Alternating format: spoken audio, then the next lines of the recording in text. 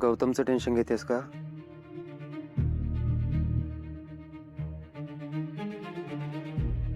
काळजी करू नकोस, फार काही झालं नाहीये. आणि डॉक्टरांनी चेक केलंय ना. आणि आपण काही स्वतः सगळं ठरवत नाही होत ना. औषधं दिली आहेत, पेनकिलर्स दिले आहेत.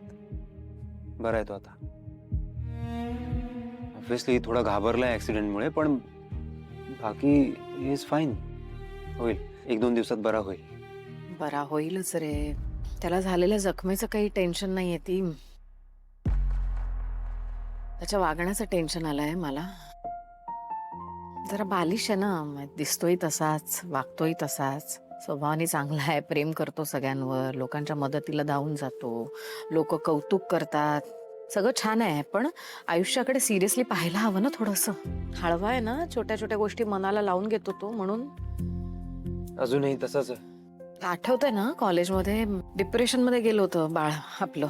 तू होतास म्हणून लवकर बाहेर आला, तरी सगळं करून वर्ष लागलं आहे की नाही.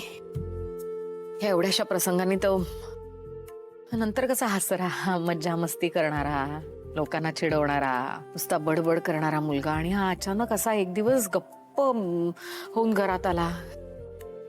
वागण्यात झालेला बदल, भीती वाटते रे मला.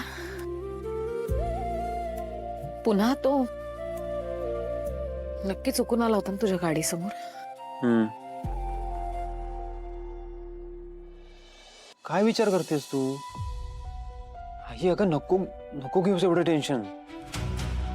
हे बघ, मला नाही वाटत मेजर असं काही झालंय. आणि तू म्हणालीस ना, आता छोट्या छोट्या गोष्टी मनाला लावून घेतो. मित्रामित्रामध्ये भांडण झालंय, दॅट्स इट. आपण बोलू ना. इनफॅक्ट तो स्वतः येऊन सांगेल 2-3 दिवसात. आयुष्यभर असं राहणार आहे का तो? नाही ना. तू का स्ट्रेस घेतेस? अगं बीपी लो होईल तुझा. मी आहे ना, मी बोलीन. नाही आहेसच रे तू, बोलशीलच त्याच्याशी, पण डोक्यात काहीतरी चालू आहे त्याच्या, आणि तो लपवतोय काहीतरी आपल्यापासून असं वाटतंय सारखं.